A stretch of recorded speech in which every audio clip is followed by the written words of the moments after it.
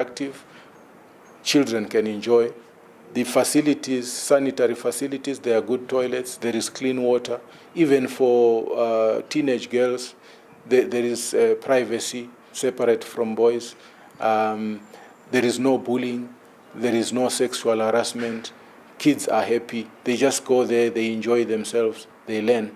That's the kind of school we are looking at. Sometimes even when you don't have classrooms, because in Malawi, as you know, we are still short of around 30,000 classrooms. But even with what we have, we can make a school enjoyable, we can make it friendly for a child. Different communities too have taken the initiative to own different activities that will encourage girls to remain in school or go back if they dropped for whatever reason. One of these initiatives is the Mother Group. This is a group of older women who are given the task of checking around the villages for girls who are not going to school for different reasons. As Chimbia Mothers Group, we focus more on girls because most of them seem not to go far with their education.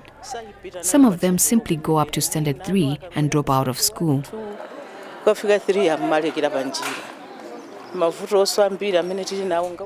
A lot of children like doing piecework and business since this is a trading center. We are therefore working towards eliminating this problem, especially by ensuring that girl child goes further with school.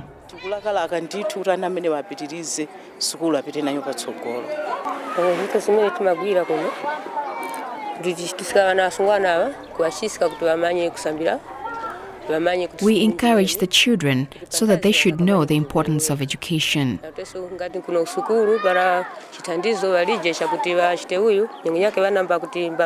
For those who are older and somewhat shy, we try to tell them that the school has all the necessary sanitary infrastructure such that they would not have to go back home to help themselves.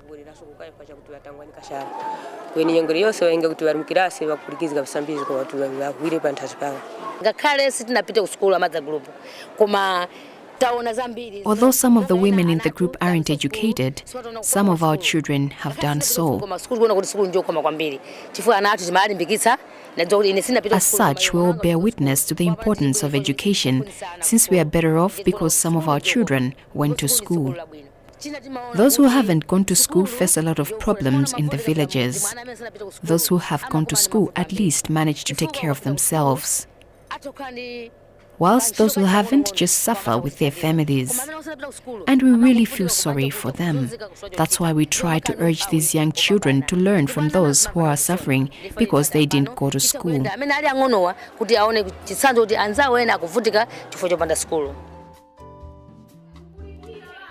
Another is called the teen mothers and fathers, who are young girls and boys who married or got married at a young age. I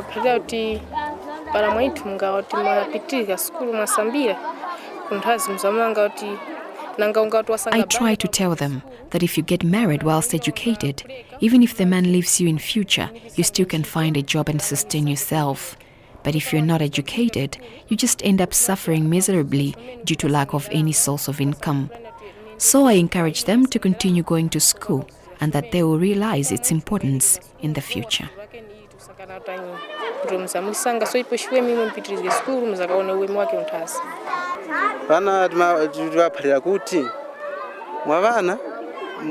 We tell the children not to drop out of school. We also tell them not to get a wife or a husband, because they'll just end up suffering just like I do. I tell them that even though I finished my school, reaching up to Form 4, I did not do well. As a result, I'm going back to school. So I encourage them to take after my example and do better so that they should be better off with their families in future.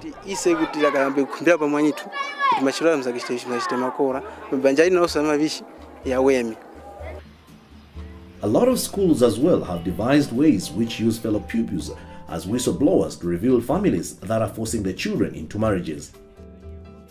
In fact, this is how Lucia's story came to the attention of the school committee of Mwanza Primary School in Chikwawa.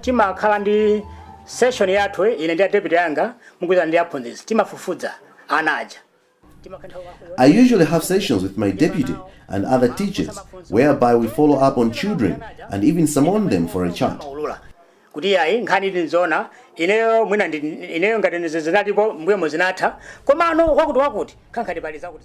It is during these discussions that we get to learn about different issues about their lives or those of their friends.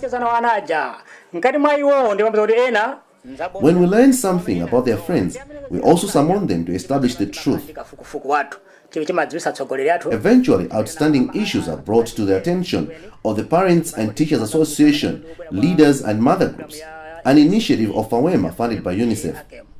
After that, we summon the parents to appear before these leaders. There are some quotas who believe that there is more that needs to be done to ensure that there's a change of mindset and make people understand that education can be a key to breaking the vicious cycle of poverty. According to Flourish Aguila of CRECOM and Aneli Kagwa of the Association of Christian Educators in Malawi, ACEM, people need to understand that they can still send their children to school even though they are poor. We are doing everything possible to make sure that more people get to know that we have to place value on education. And what we do is we also take role models, maybe people who have been to those, who have come from those places, and those people have gone through hard times, but they have merged out and they are now successful. So we bring them and they tell their story to the girls, and the girls are encouraged. The first thing is for us, those in the government and in the civil society organization, and just like everybody, to empower the communities with messages on importance of education.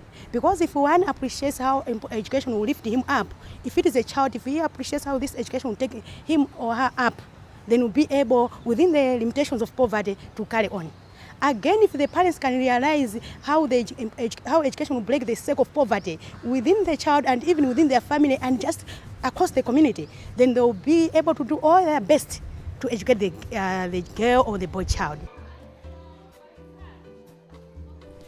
It is a fact that many reasons that affect girls' education can be addressed if all concerned parties put the welfare of the girl child in front of everything.